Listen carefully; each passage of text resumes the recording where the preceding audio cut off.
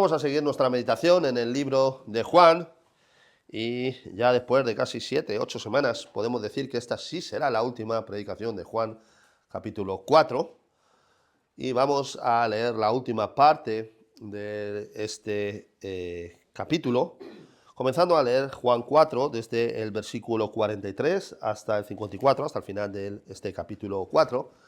Recordamos todas las cosas que hemos visto en este capítulo 4, donde vemos que que el Señor Jesús tiene este encuentro con la mujer samaritana.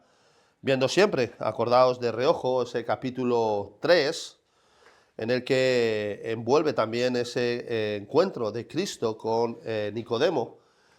Y Juan tiene aquí un propósito muy claro, y lo vamos a ver a través del libro, va mostrándonos que el propósito es que Jesús es el Salvador del mundo. Y vamos a ver hoy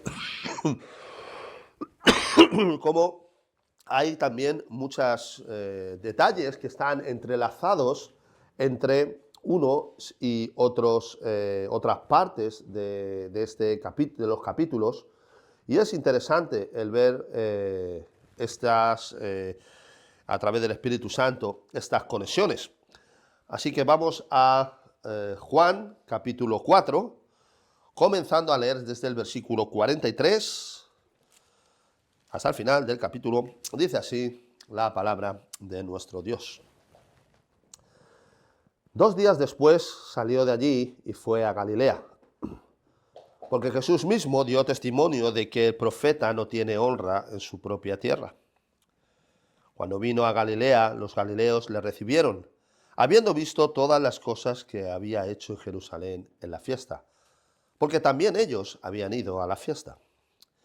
Vino pues Jesús otra vez a Caná de Galilea, donde había convertido el agua en vino, y había en Capernaum un oficial del rey cuyo hijo estaba enfermo. Cuando oyó que Jesús había llegado de Judea a Galilea, vino a él y le rogó que descendieran y sanase a su hijo, que estaba a punto de morir. Entonces Jesús le dijo: si no viereis señales y prodigios, no creeréis. El oficial del rey le dijo: Señor, desciende antes que mi hijo muera. Jesús le dijo: ven, tu hijo vive. Y el hombre creyó la palabra que Jesús le dijo y se fue. Cuando ya él descendía, sus siervos salieron a recibirle y le dieron nuevas diciendo: tu hijo vive. Entonces él les preguntó: ¿a qué hora había comenzado a estar mejor? Y le dijeron: ayer a las 7 le dejó la fiebre. El padre entonces entendió que aquella era la hora en que Jesús le había dicho: tu hijo vive. Y creyó él con toda su casa. Esta segunda señal hizo Jesús cuando fue de Judea a Galilea. Amén. Hasta aquí la palabra del Señor. La mayoría de los comentaristas y de los teólogos piensan que Juan escribió este evangelio en parte para grabar los acontecimientos y dejarnos los acontecimientos tempranos del ministerio de Cristo y dar más datos también quizás que en los otros evangelios. Podemos ver que estos eventos de Cristo que aparecen aquí, como hemos visto, en progresión, empezando con el testimonio de Juan el Bautista, acordaos allí en el capítulo 1, sobre Cristo, que tomó lugar después de la tentación de Cristo en el desierto. El testimonio de Juan es, acordaos, seguido de la aparición de los discípulos. Después fueron al norte de Galilea, donde se unieron Felipe y Natanael. Jesús aparece entonces en las bodas de Caná, y después fue a quedarse en Capernaum a pasar la Pascua en Jerusalén.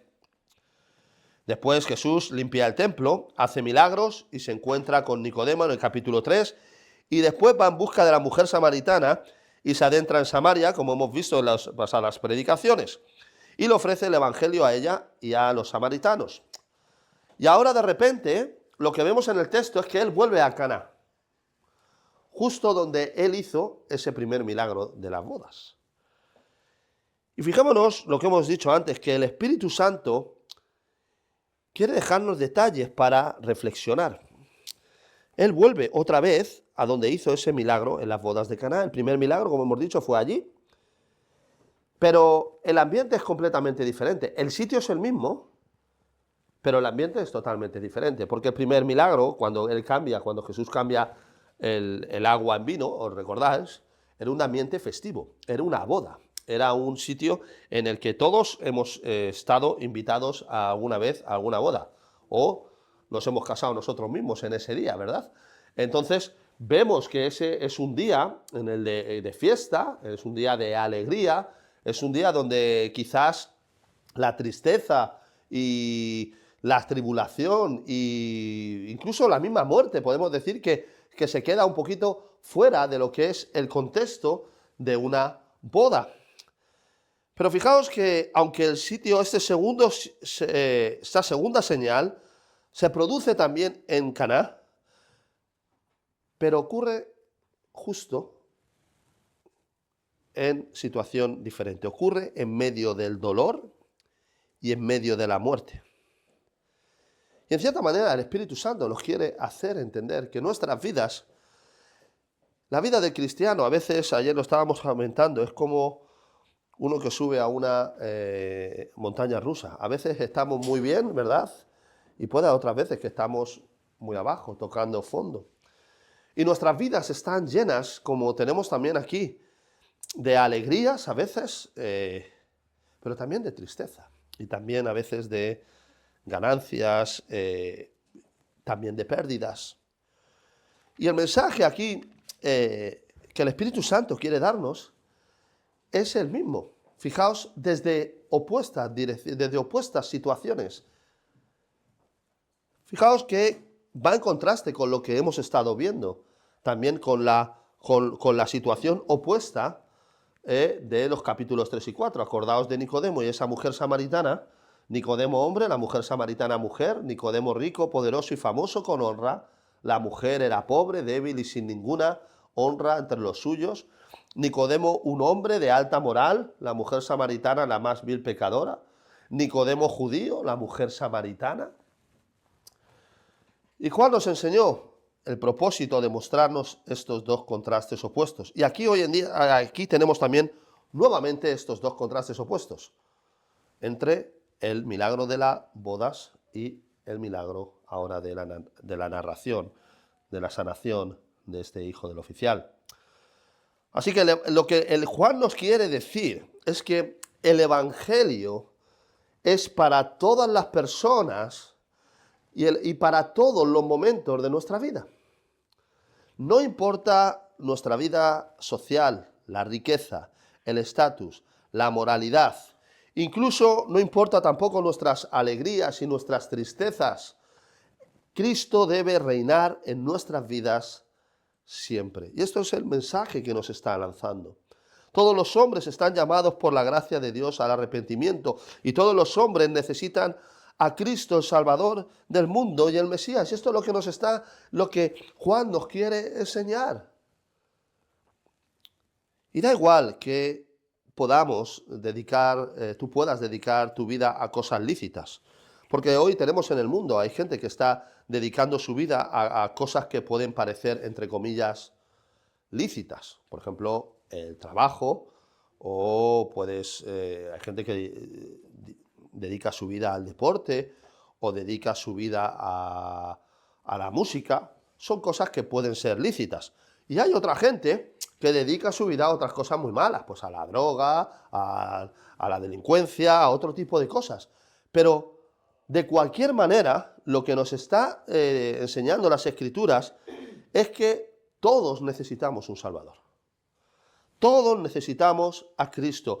Y bien, si lo hemos recibido por gracia y por misericordia y Dios nos ha otorgado la salvación, no es que hemos recibido a Cristo y ahora me olvido y no lo necesito, sino precisamente lo que nos está enseñando y lo que nos enseñan las Escrituras es que Cristo es para todos, es para aquellos que no tienen al Señor, necesitan un Mesías, porque van directos a la condenación. Pero si tú has sido cambiado por la gracia de Dios y tienes la salvación, tú sigues teniendo dependencia de Cristo, que es lo que el mismo Cristo dice, porque separados de mí nada podéis hacer.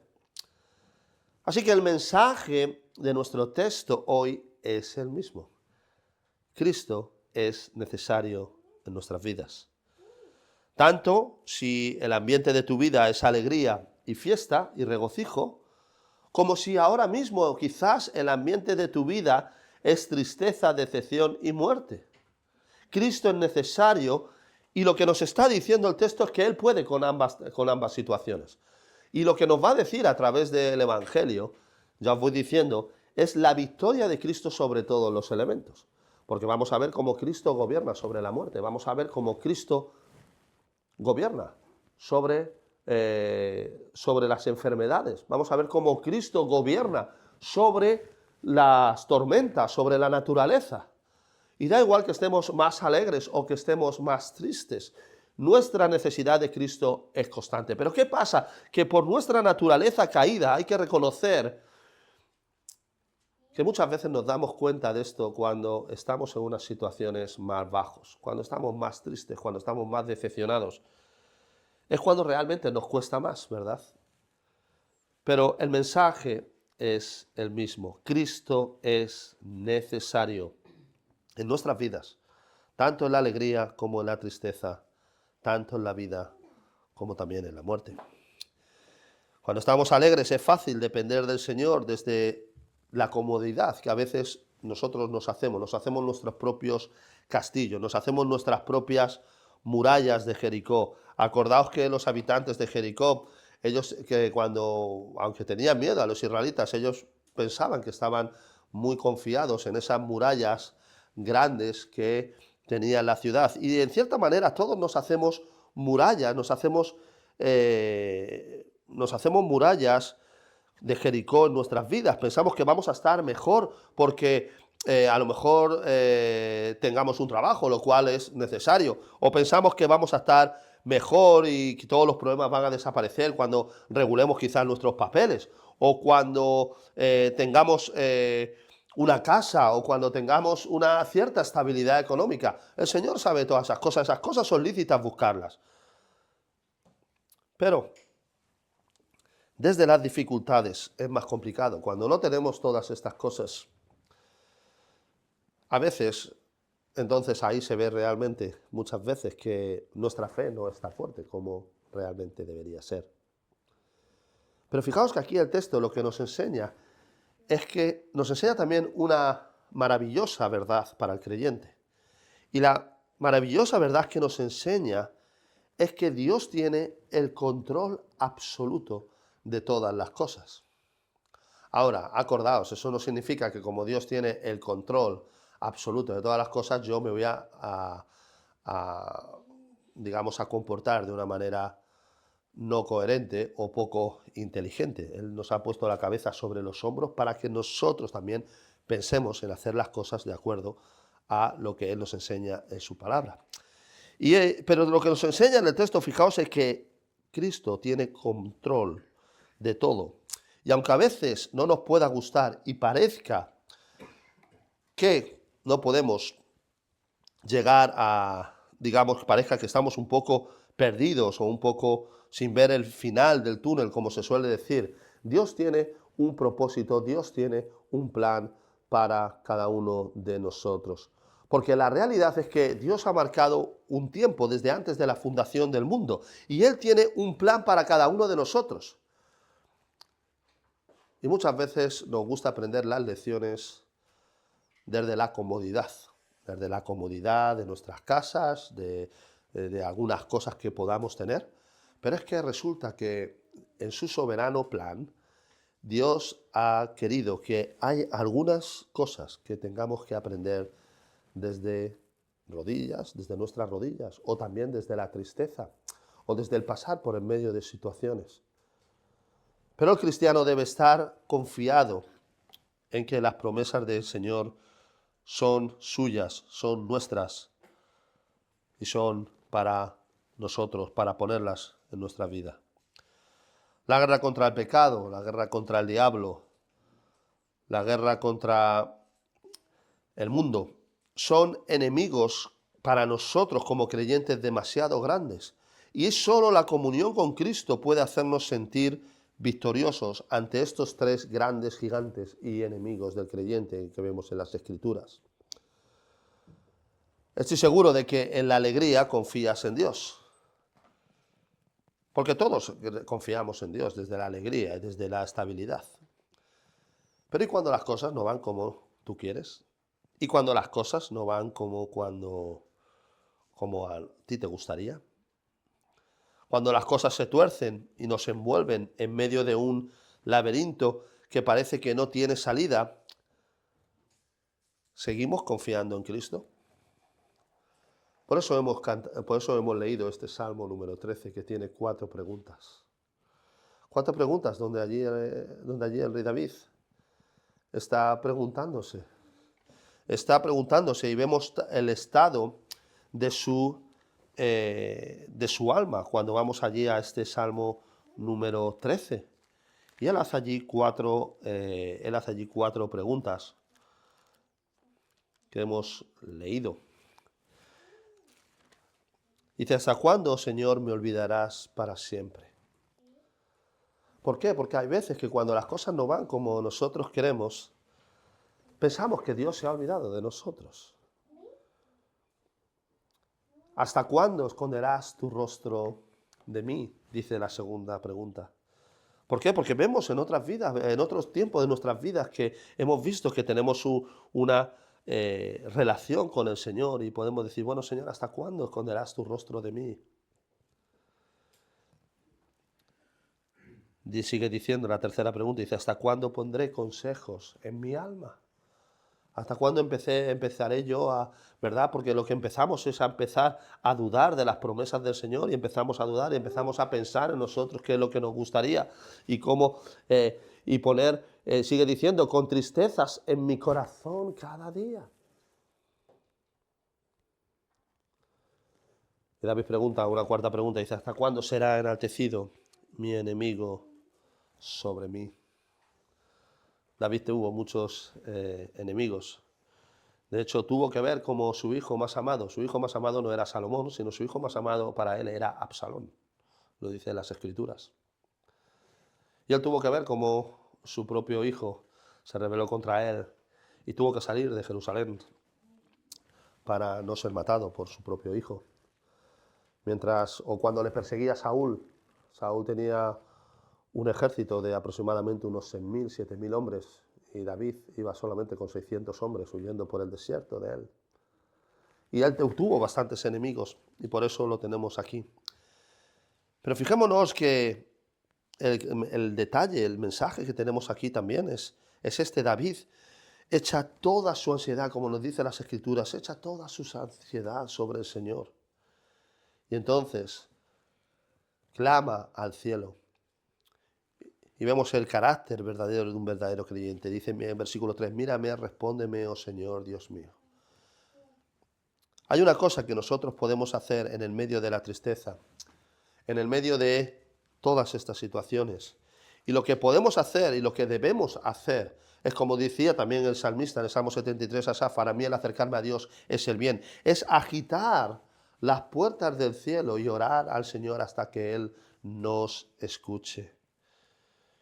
Fijaos que luego él dice, versículo 5, cambia completamente la situación. O sea, David está triste, David está atribulado por su situación, pero entonces dice allí en el versículo 5, cambia completamente y dice, sí, estoy triste, estoy desesperado, tengo tristezas en mi corazón, tengo pensamientos malos, siento que tú estás escondiendo tu rostro de mí, oh Señor. Pero dice en el versículo 5, mas yo en tu misericordia he confiado. Mi corazón se alegrará en tu salvación. Cantaré al Señor, porque aún con todo, David dice, Él me ha hecho bien. Fijémonos que es evidente que el oficial de nuestro texto, del rey, tenía que haber escuchado a Jesús de su fama. De hecho, se nos dice que había allí algunos que estuvieron en las bodas de Caná. Y nos da ese detalle Juan porque precisamente quiere que hagamos digamos, este contraste, quiere que veamos este contraste. Aún así, aun sabiendo de su fama, el oficial del rey, fijaos, en su desesperación, no vio otra solución a la enfermedad de su hijo que la llamada desesperada a Cristo. Su hijo estaba a punto de morir, nos lo dice en el versículo 47. Y es que uno de los problemas más grandes que tiene la humanidad y uno de los engaños más usados por el diablo es hacer creer a la gente que ellos no tienen la necesidad de Cristo. Y también es un problema, no solamente a aquellos que no tienen a Cristo y que no lo tienen como Mesías, sino una de sus mayores virtudes es venir al pueblo de Dios y decirle también, ponerle la misma mentira en sus cabezas, decirle, mira, ¿para qué no tenéis necesidad de Cristo? Ya has sido salvado. Y realmente esto es lo que vemos que se predica en muchos sitios, de ven a Cristo y todos tus problemas habrán terminado y todo estará solucionado. Mentira. De hecho, es todo lo contrario. Cuando el Señor a través de su gracia cambia un alma y lo trae a Cristo a través del Espíritu Santo, quitándole la venda del pecado, lo que se produce no es un momento de paz y armonía en el sentido de que lo que se produce es una declaración de guerra del espíritu contra la carne. Y eso va a ser así desde ese momento hasta el final de tus días en la tierra. Y entonces el diablo viene diciéndonos a veces estuvimos hablando ayer de esto en la reunión de los hombres, como que parece como que estamos cumpliendo nosotros, porque a través de nuestras obras estamos cumpliendo con la religión, estamos leyendo la Biblia, estamos estudiando la palabra, estamos viniendo a las reuniones y parece como que en cierta manera somos nosotros los que estamos cumpliendo y no nos damos cuenta de que esto es una de las grandes mentiras de Satanás, de cuando él viene y nos dice, mira, ¿para qué vas a orar si ya podrás orar en el cielo? ¿Para qué vas a ser más santo si ya serás más santo en el cielo? Pero evidentemente cuando vienen los problemas y cuando entonces aparece realmente nuestra naturaleza caída y aparece realmente la fortaleza de nuestra fe, que muchas veces muchas veces no, siempre es mucho menor de lo que nosotros pensamos que es en cuanto a fuerza. La realidad es que en 50 años la mayoría de los que estamos aquí ya no estaremos aquí. Y el no pensar en la eternidad explica el éxito del diablo en este punto. Decía Thomas Watson que el verdadero creyente se da todos los días un paseo por el cielo. ¿A qué se refiere? ¿A que se va allí al cielo a dar un paseo? No, sino habla de que el verdadero creyente todos los días, porque nosotros no somos de este mundo, estamos aquí un ratito. El verdadero creyente tiene que poner su mira en la eternidad, en las cosas que van, en la eternidad que viene. Todos los días se da un paseo por la eternidad en el sentido de que piensa en el Señor. Y eso debe hacernos recapacitar a cada uno de nosotros. ¿Cuántos paseos nos damos por la eternidad? Cada día nosotros. ¿Pensamos realmente todos los días en lo que será nuestra eternidad? Porque todos vamos un pasito directo hacia allá. ¿O estamos pensando realmente más en nuestras cosas? Y la realidad es que muchas veces, la mayoría del tiempo, estamos pensando más en nuestras cosas que poniendo nuestros ojos y nuestras miras y nuestras esperanzas en la eternidad. Así que el diablo ha hecho pensar a las personas que nunca se van a morir. Eso es lo que vivimos en una sociedad en la que es así. Fijaos, lo he dicho muchas veces, fijaos en los cementerios. Los cementerios antiguamente se construían en el medio de las ciudades.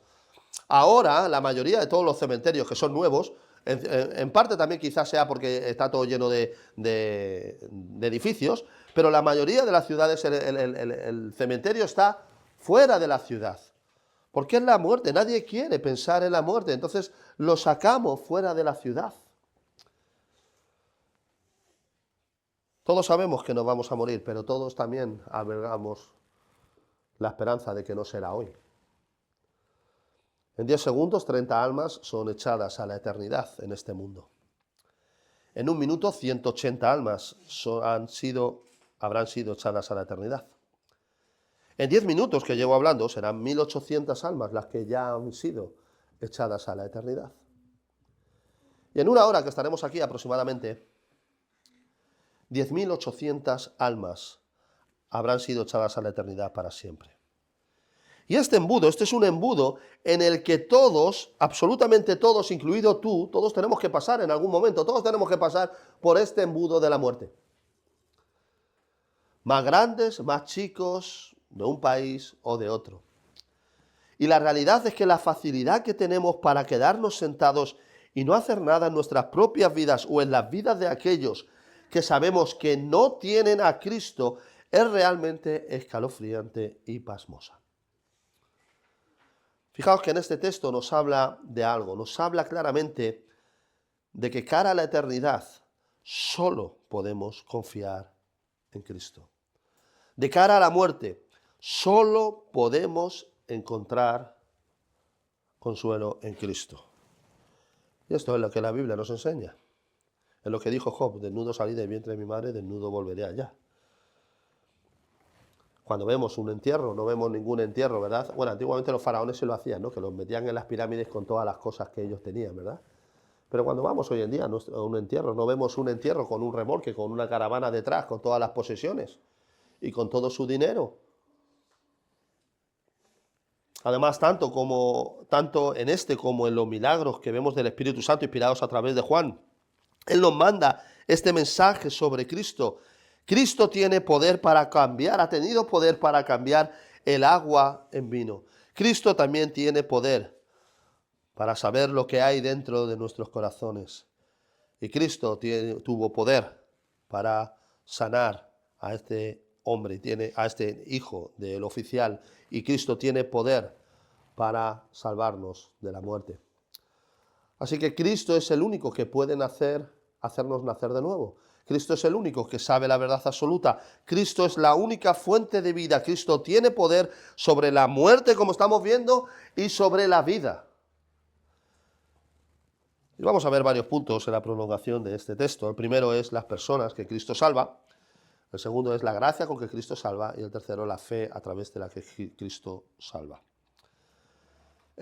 Así que el primero, las personas que Cristo salva. Fijaos que el don de la eterna vida, de la vida eterna, es el tema principal en toda esta sección del Evangelio. Esto ha sido simbolizado a través de cambiar las aguas en vino, de las palabras de Cristo a Nicodemo.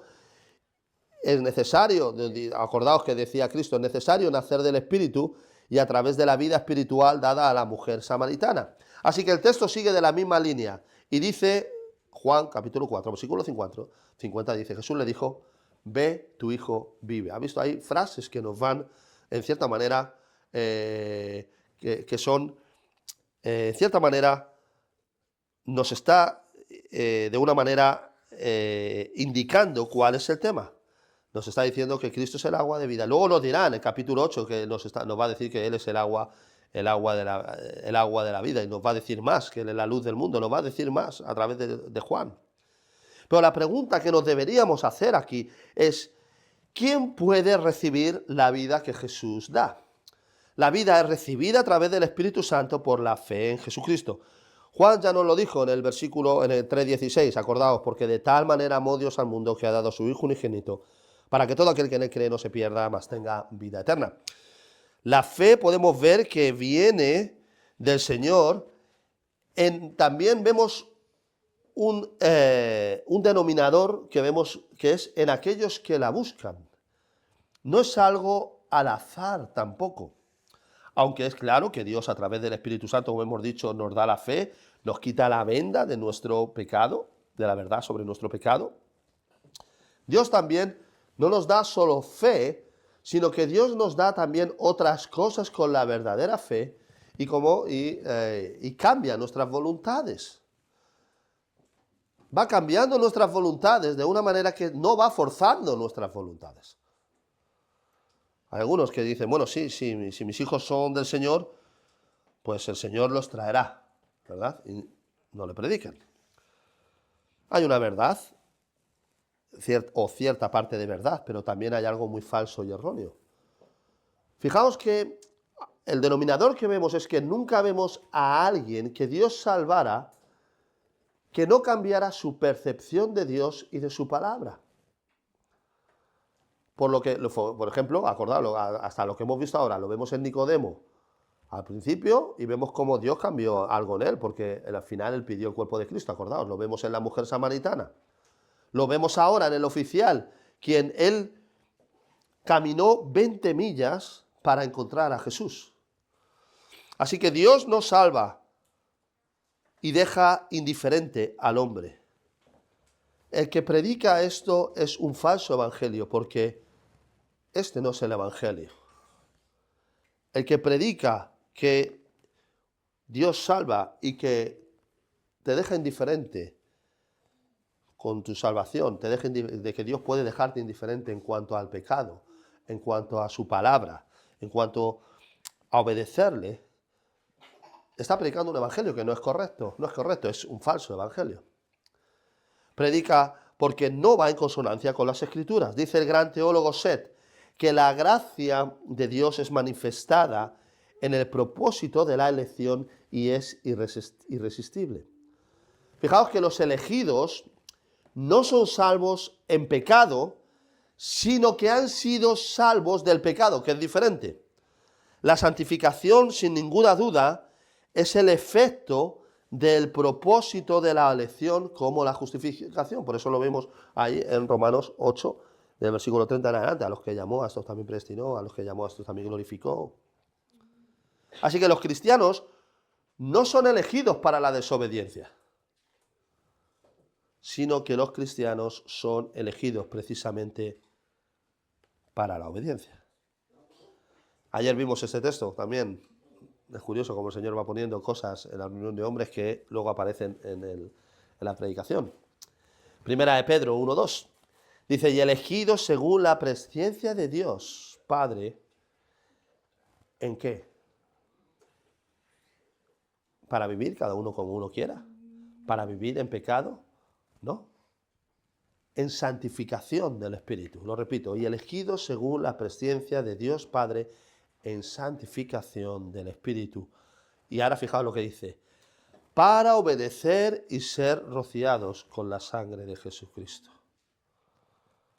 Ahora hay algunos que intentan meterse y decir, bueno, claro, es que obedecer, nosotros no podemos obedecer de una manera completa, y no podemos, sí, por supuesto, no podemos obedecer de una manera, pero sí nuestros corazones apuntarán hacia obedecer la palabra del Señor, y eso es lo que nos está diciendo. Esta obra del Espíritu Santo hace que el alma pecadora se vea ahora tal y como es. Y esto es lo que vemos a lo largo de todas las Escrituras. Acordaos, el publicano no podía sostener sus ojos mirando al cielo, ni siquiera se veía digno de entrar al templo en una parte donde podía entrar él abiertamente. La mujer pecadora que limpió los pies de Cristo con sus cabellos lloró y se arrojó a los pies de Cristo. Acorde a las Escrituras, es como Dios salva a los pecadores, no de acuerdo a sus propios méritos u obras, sino acorde a su gracia. Efesios 2:8, porque por gracia sois salvos por medio de la fe, y esto no de vosotros, pues es don de Dios. Sí, pero para vivir para el Señor, cuando uno tiene un encuentro con Cristo, lo hemos dicho, lo hemos visto en las predicaciones anteriores. ¡Ay! Es como cuando un camión te atropella, decía Paul Washer. Ojo que no dice, porque por gracia sois salvos por medio de la fe y da igual cómo vivas. Esto es exactamente lo que el texto nos enseña. Jesús salvó el hijo del oficial no por ningún pago o por ninguna mediación, o porque este oficial fuera menos pecador de otros, o porque tuviera cierto nombre entre los judíos, sino que lo salvó exclusivamente por gracia y por misericordia. Y esa es la manera en la que Cristo, si tú eres creyente, te ha salvado a ti, no porque tuviera ningún pago contigo, no porque tú tuvieras, porque fueras especial, o porque tú te creas que eres mejor que las personas que andan por la calle, sino ha sido por gracia y por misericordia. Por eso Dios no va a salvarte a ti porque te deba nada, o porque seas mejor que los demás. Y si Dios te salvó a ti, fue por gracia y por misericordia, al igual que sanó este hijo del oficial. Ese es un gran error. Los cristianos queremos que otros reciban el Evangelio, lo hemos dicho, para que otros crean y vean al Señor en sus vidas, pero a veces ponemos tanto énfasis que sin darnos cuenta estamos a veces mandando un lenguaje erróneo. Ya lo he repetido en varias predicaciones aquí. El mensaje erróneo es que Dios está triste y de que parece como que Dios está desesperado contigo, que no sabe qué es lo que puede hacer y que está todo en tu elección, en lo que a ti te parezca o no. Y ese es a veces, aunque no queremos dar este mensaje y aunque decimos que no, pero a veces ese es el mensaje que estamos mandando. Porque la verdad, como sabemos, es que el Señor no nos necesita a nosotros, somos nosotros quienes necesitamos de Él. No y es el oficial desesperado quien necesita de la ayuda de Cristo. Cristo no necesita de la ayuda de este oficial. Y sin ninguna opción, este oficial desesperado, sin ninguna opción de salvación, se va en busca de Cristo. Tú podrías también ser, a lo mejor, quizás el hijo enfermo, cada uno de nosotros, que no puede salvarse y sanarse por sí mismo. Tú puedes ser quien está a punto de entrar en esta eternidad, en esta condenación. Irás directo al infierno, mientras Dios será eterno para siempre y su reino, como nos dice las Escrituras, no tendrá fin. Así que la salvación no es algo que Dios nos deba. La salvación no es algo, Dios no nos ha dado la salvación por algo que Él nos deba, por algo que nosotros nos merecemos, porque somos buena gente. Que no somos buena gente. La salvación es un don gratuito del Señor, pero es un don de Dios dado por gracia, no porque ninguno de lo merezcamos, porque todos mereceríamos pasar la eternidad en el infierno por nuestros pecados. Esa es la realidad. Esa es la realidad de nuestras vidas, que a veces, como decimos en la vida del creyente, nos hace subir y bajar, y nos hace bajar, y nos damos cuenta que cuanto más miramos a Dios, cuanto más miramos nuestra vida y la comparamos con la palabra de Dios, más abajo nos podemos ver, y más nos damos cuenta de que no hay nada en nosotros, y de que Dios hace todo el trabajo, de que nosotros necesitaríamos el infierno, y Dios nos dio, a través de la salvación en Cristo, nos dio vida. Lo dice Romanos 10:13, porque todo aquel que invocare el nombre del Señor será salvo. Pero ahí está muchos evangélicos de turno. Claro, yo he invocado el nombre del Señor, dicen. Pero la realidad, en el original, lo que dice el que invocare verdaderamente, no de labios, sino que ya hemos visto por las Escrituras y sus ejemplos cuáles son los frutos verdaderos de una salvación verdadera. Lo estuvimos viendo en otra predicación. Hemos de notar también la soberanía de Dios. El oficial pensaba que Cristo tenía que acudir físicamente para sanar a su hijo, pero simplemente Jesús lo sanó en ese momento, demostrándonos el poder que Él tiene. Él no necesitaba bajar físicamente donde estaba, Él solamente con lo que hizo ya fue suficiente. Y esto nos muestra que Jesús tiene autoridad sobre su voluntad. El oficial nos dice del oficial que creyó. Jesús quiere y salva a los que se acercan a Él a través de un espíritu de humildad. Él es capaz porque Él es todopoderoso. Así que lo que vemos es que Jesús conquista la muerte y el pecado, y Él es la causa, y el pecado que es la causa de la muerte. Y más tarde vamos a ver cómo Cristo confirma estas cosas, cuando dice en Juan capítulo 10, versículo 10, yo he venido para que tengan vida y para que la tengan en abundancia. Lo segundo que vemos es la gracia con que Cristo salva. Eso es el segundo punto. Cuando vemos el texto nos encontramos con varios tipos de personas.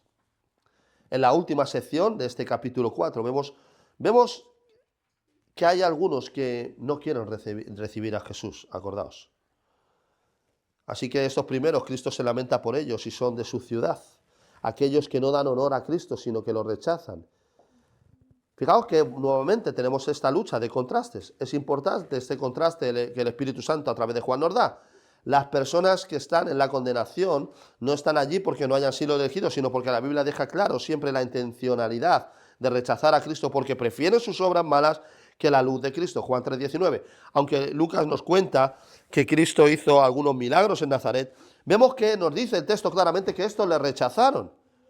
Y fijaos que el contraste con estos versículos atrás, fijaos, es completamente también nuevamente increíble. Mientras los mismos judíos y la misma gente los rechazan, ¿qué dice de los samaritanos? Los samaritanos los reciben con gozo. Mientras su propia gente los rechaza, los samaritanos los reciben con gozo. Vemos otra vez estos dos contrastes. En su camino hacia Nazaret, Jesús para en Caná, donde es calurosamente bienvenido. versículo 45. Así que esta es la segunda clase de personas, estos samaritanos y otras personas, estos sí los recibieron. También el oficial del rey los recibe. Y nuevamente vemos los contrastes entre aquellos que reciben a Cristo y los que no. Y Cristo habla al oficial, pero usa el plural, versículo 48. Si no viereis señales y prodigios, no creeréis. Ahora bien, Cristo está hablando aquí de una manera general, no le está hablando específicamente de una manera personal al rey, al oficial del rey, perdón. Sino que la queja de Cristo era más porque la gente no le adoraba como Salvador y Señor, sino más bien le veía como uno que hacía milagros. Muchos se acercan a las iglesias de la misma manera, no para adorar a Dios, no para recibir a Cristo como su Salvador, sino más bien para ver señales. Muchas veces invenciones en contra de la palabra de Dios, sanaciones falsas, milagros, lenguas angelicales, pero poca palabra de Dios para saber qué es lo que Dios quiere y demanda de nosotros. Fijémonos qué cambios tan significativos. Algunos que rechazan a Cristo y otros que aparentemente no. Pero su religiosidad no les lleva al Evangelio, sino a calmar su sed, e intentan apagar su conciencia, pero siguen viviendo como los mundanos de lunes a sábado. Jesús claramente descubre y rechaza a ambos tipos de personas. Decía Mark Johnston que Jesús no tiene interés en satisfacer a las multitudes quien desean entretenimientos, sino que Cristo tiene interés en pecadores que sienten su necesidad y están preparados a seguir su palabra. Así que lo primero que vemos en el oficial, fijaos, es humildad, de la manera en la que él se refiere, en la que él se acerca al Señor. Y es que Dios exige a nosotros acercarnos a Él, y Él quiere que nosotros nos acerquemos de una manera determinada. Y lo que vemos en las Escrituras es que el modelo que tenemos es el acercarse a Cristo a través de la humildad. Os recuerdo a la historia de Naamán el sirio. ¿Os acordáis de este Naamán el sirio que había cogido lepra, este gran general del ejército sirio? Entonces fue allí por el profeta, a ver allí al profeta, a Eliseo, y entonces él pensaba que entonces el profeta le iba a recibir con honores, porque él era un gran hombre, un gran general. Pues el profeta apenas no sale, sino manda a su sirviente y le dice, vete y lávate, zambúllete 7 veces en el Jordán. Y él estaba ofendido. Estaba ofendido porque decía, pues vamos a ver, ¿cómo que el Jordán? No hay muchos mejores ríos que allí en nuestra nación. Este hombre ni ha salido a recibirme. Pero cuando él entonces, aconsejado por sus propios siervos, hace lo que el profeta le dice, obedece al Señor, entonces encuentra su sanación. Finalmente vemos que la fe que a través del Señor nos salva. El término gracia a veces es definido como favor inmerecido. Martin Lloyd-Jones escribió, cuando no merecemos más que el castigo en el infierno, cuando no merecemos más que el ser cortados, cuando merecemos ser hijos de ira por el amor de Dios eterno, acorde a su sabiduría y conocimiento, Él nos ha mirado con un ojo de favor y ahora estamos arraigados a su gracia.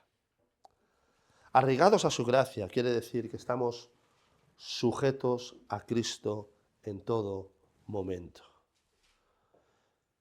Esto de ser salvo y de olvidarse de Cristo no es una salvación verdadera, porque cuanto más conocemos a Cristo, si realmente hemos tenido un encuentro con Cristo, podemos estar tristes, podemos estar desanimados, podemos estar en una situación de desesperación por problemas en nuestra vida, como tenía este oficial, pero sin duda que querremos más comunión con Él.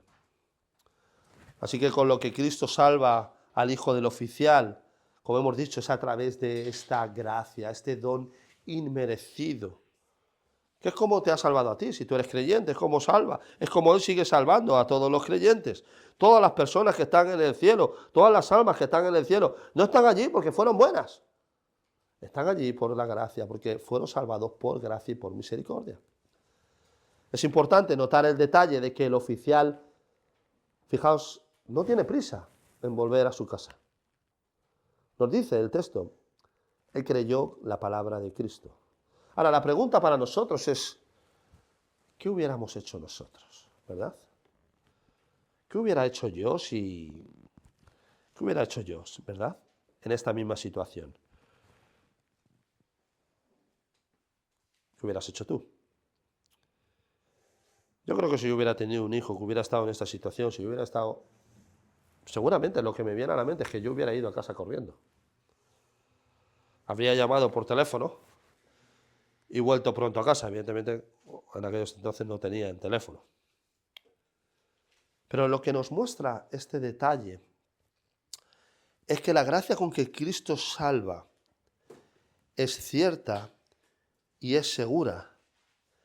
Y fue fuerte en el corazón de este padre para encontrar paz en su propio corazón. Y estaba tan seguro de ello que dijo, bueno, no hace falta que vaya corriendo a casa. Por las horas sabemos que no fue rápidamente a su casa. Y nuevamente tenemos este contraste. Fijaos, este oficial, primeramente una desesperación, porque su hijo va a morir. Cualquiera que sea padre puede entender esto. Pero luego, cuando está con Cristo, calma y seguridad.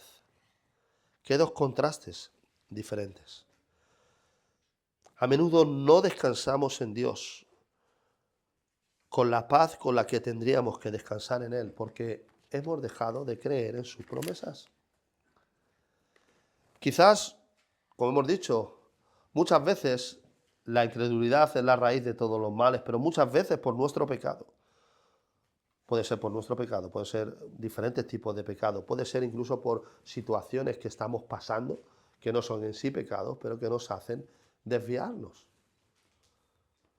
Y quizás podemos estar pasando por un momento complicado de adversidad, luchando contra el pecado, contra un pecado en especial, contra el mundo, contra el mismísimo Satanás, con enfermedades, con ansiedad, con depresión, con desánimo.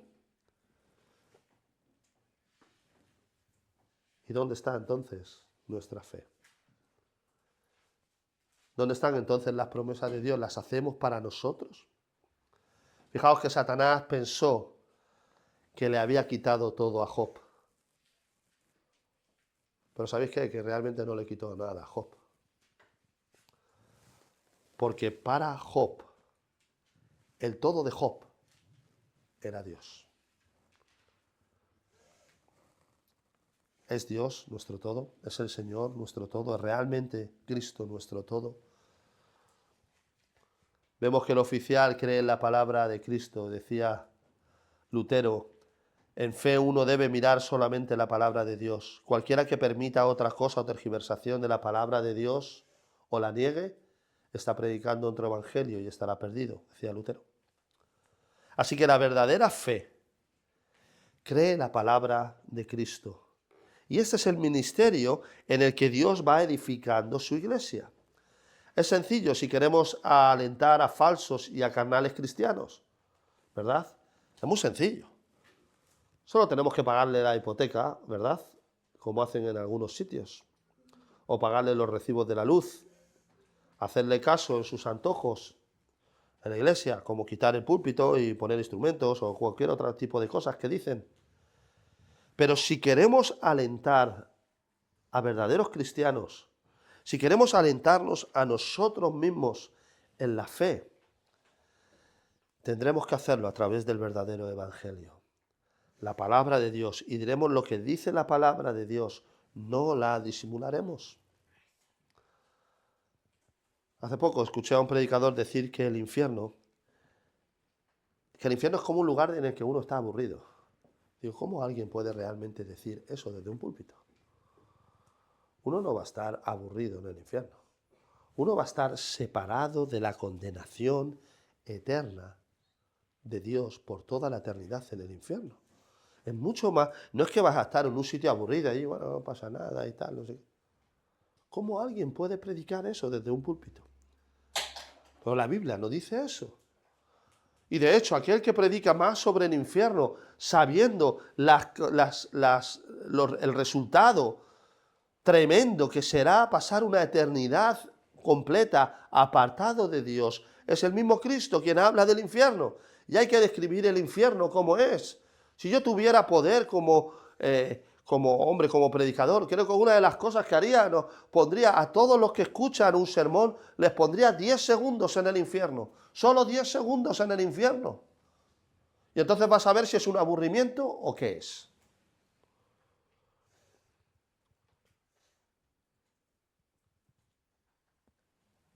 La hora séptima, vemos que era la 1 del mediodía, para que nosotros lo entendamos, volviendo al texto. Había tenido tiempo el oficial de bajar y llegar a su casa, pero nos dice que creyó la palabra del Señor. Así que lo tercero que debemos recordar es que la fe en sí misma nos salva. La fe no tiene en sí ese poder salvador, sino que es el poder que reside solamente en Cristo. Vemos por los textos y las predicaciones que hemos hecho en este Evangelio de Juan, que la fe va creciendo fuerte a medida que tenemos experiencia con Cristo, a medida que tenemos esta experiencia de la gracia. Es verdad que una fe débil puede salvarnos, pero debemos buscar fortaleza en nuestra fe para que sea más fuerte. Y eso debemos hacerlo a través de los medios de gracia que Dios ha establecido. Y a veces es interesante cómo el cuerpo y el alma funcionan de una manera muy parecida, ¿verdad? ¿Verdad? Por ejemplo, os recuerdo hace poco cuando estuvimos allí haciendo aquella vez que comimos todos en la iglesia, ¿verdad? Que estábamos todos a dieta, ¿de acuerdo? ¿Para qué estamos todos a dieta? Pues estamos todos a dieta, pues bueno, para mantener la salud, ¿verdad? Para tener un buen estado físico, ya estamos entrando en unos años y queremos estar bien y ser sanos. Y de la misma manera, nosotros tenemos también que ir a aquellos medios de gracia que nos mantienen una buena relación con el Señor. ¿Cómo vamos a tener una dieta? ¿Verdad? ¿Cómo yo podría tener una dieta y decir, mira, yo quiero perder peso? ¿Cómo puedo perder un peso si me tomo 5 flanes todos los días de postre? No puedo. ¿Cómo puedo mantener la dieta? Si ahora mi hija me trae pasteles del curso que está haciendo y estoy todos los días allí metiéndole mano a los pasteles. No puedo tener. Entonces, ¿cómo queremos nosotros tener comunión con el Señor? Si Él nos ha dado su palabra y si no la leemos. ¿Cómo queremos tener comunión con el Señor si la oración es la forma en la que el alma se comunica con Dios y no oramos a Dios? Fijaos que en todos estos casos que estamos viendo, los discípulos, Nicodemo, la mujer samaritana, el oficial del rey, vemos estas dos cosas, la diferencia entre tener fe y no tenerla, y además podemos ver el contraste entre una alma con fe débil y su crecimiento en gracia. Lo vamos a seguir viendo en el Evangelio de Juan. Los discípulos fueron conscientes de esto. Y más adelante le piden al Señor que les aumente la fe, Lucas 17, versículos 5 y 6. Y además Cristo les alienta en Mateo 17, 20. Lucas 17, 5 y 6 dice, dijeron los apóstoles al Señor, aumentanos la fe. Y entonces el Señor les dijo, si tuvierais fe como un grano de mostaza, podríais decir a este sicómoro, desarráigate y plántate en el mar, y os obedecería. ¿Cuántas veces nuestra fe es debilitada y falla? ¿Cuántas veces por causa de nuestras situaciones, de la aflicción, de la prueba, nos vemos sobrepasados por los hechos y en vez de coger y acercarnos al Señor, que sabemos qué es lo que debemos hacer, cogemos y hacemos como Elías, nos ponemos en el medio del desierto y nos vamos y nos alejamos del Señor? Y estamos allí, el periodo que pasó Elías, acordaos, 40 días. 40 días suele ser en las Escrituras, digamos, es un simbolismo de días de prueba. Y cuando llega ya a la cueva, está allí Elías y dice, Señor, soy el último representante que te queda aquí en el pueblo de Israel. Esta gente ha matado a todos tus profetas y me están buscando a mí para matarte. ¿Y qué le dice el Señor? ¿Qué haces aquí, Elías?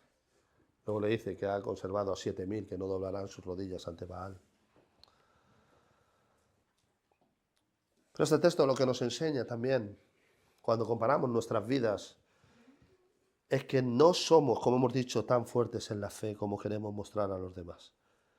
De que es muy fácil coger y verlo y decirle a alguien, bueno, tú tienes que necesitas a Cristo y necesitas estar con Él. Y es muy fácil decirlo desde nuestra posición hacia otro. Pero cuando nos lo tenemos que decir a nosotros mismos, porque nosotros estamos en medio de esa depresión, o porque nosotros estamos en medio de esa aflicción, o porque nosotros estamos en medio del problema, amigo, las cosas cambian. Necesitamos unirnos a los discípulos y reconocer nuestra incapacidad y pedir a Dios que nos dé más fe. Fijaos que lo que vemos en los discípulos es realmente asombroso.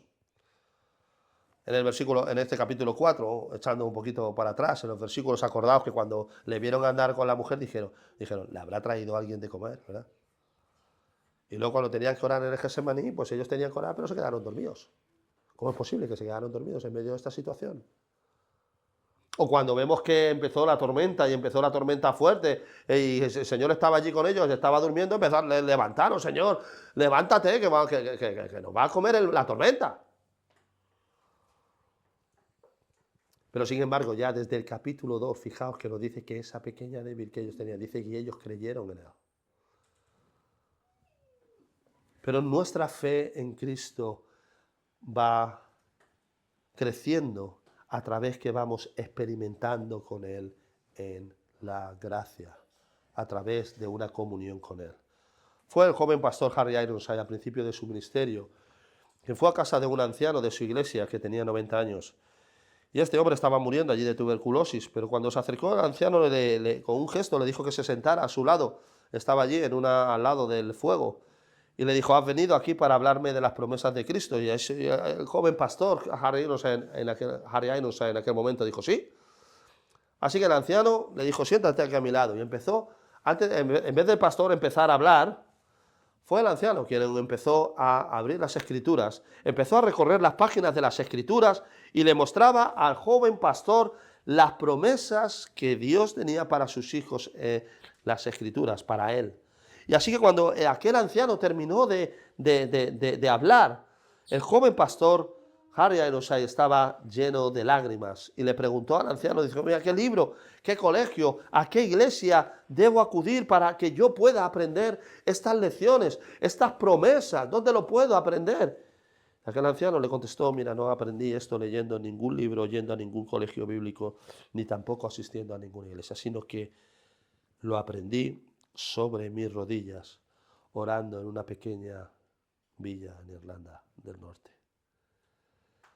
A veces Dios quiere que aprendamos situaciones desde la tribulación, desde la dificultad.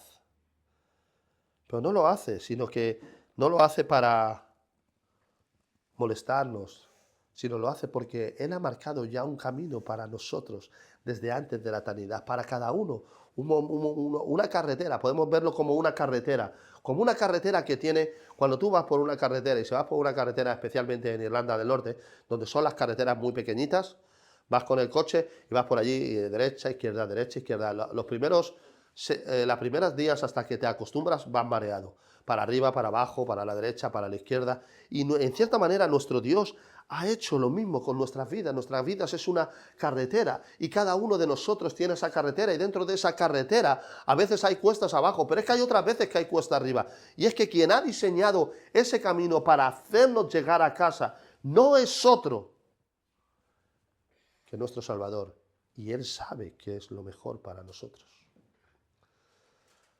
Así que no disfrutemos solamente de la carrera cuando vamos en la carretera, no disfrutemos solamente cuando esa carretera va hacia abajo y nos da el aire frío y nos da el sol en la cara, ¿verdad? Que nos gusta esa sensación.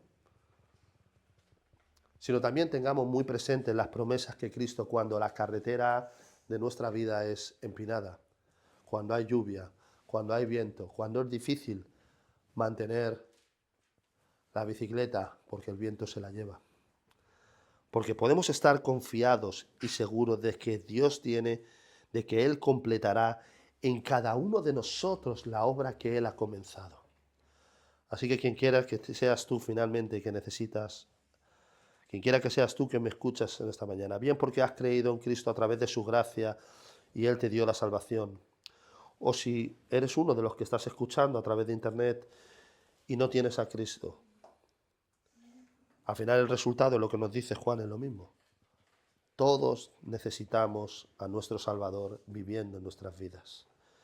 Tanto si hemos sido alcanzados por la salvación como si no. Y si hemos sido alcanzados por la salvación, si queremos mantener el rumbo, debemos ir al gimnasio de la fe. Debemos ir al gimnasio de la fe. El gimnasio de la fe es la palabra de Dios. Es entrar en sus cosas, estudiar en sus cosas, estar en la predicación de la palabra, orar al Señor. Me pasa a mí actualmente en el trabajo, ¿verdad? Cuando viene alguno y me dice, mira, yo es que quiero... Viene alguno y me dice, mira, yo quiero ponerme muy fuerte y quiero sacarme muchos bultos y ponerme muy musculoso. Y le digo, bueno, ¿cuántos días quiere venir? Y me dice, uno, dos, mucho, como mucho a la semana. No podemos ser fuertes en la fe si estamos siendo negligentes en los medios de gracia que Dios nos ha dado. Porque déjame que te diga una cosa, sin duda que las curvas y las cuestas en nuestra vida cristiana vendrán. Pero lo que Dios nos dice, y lo que este hombre le dijo a este joven pastor Harry Ironside, es que las promesas que Dios nos ha dado en las Escrituras son para nosotros. La historia de la narración hoy nos enseña lo importante que es creer las promesas de Dios cada día en nuestras vidas. Una vez dijo un puritano, cada vez que un hombre de Dios lee las Escrituras y encuentra una promesa de Dios, él debe hacer la suya. Debe poner su mano sobre la promesa y decir, esta es mi promesa, esta es mi porción, esto es mío y voy a vivir sobre ello. Así que Dios promete en su palabra misericordia a los pecadores, a nosotros, a ti, compasión de los débiles, salvación a través de la cruz y poder para cambiar corazones pecadores. Dios también nos promete fortaleza para cumplir nuestro deber, guía para dirigirnos, consuelo en el dolor. Dios también nos promete ayuda en la tribulación, provisión para la vida y sobre todo nos ofrece gloria después de la tumba. Quiera Dios que entendamos que las promesas de Dios en su palabra son para ponerlas en nuestras vidas, todo para vivirlas en nuestras vidas, en la alegría y en la tristeza. Amén. Vamos a dar gracias al Señor.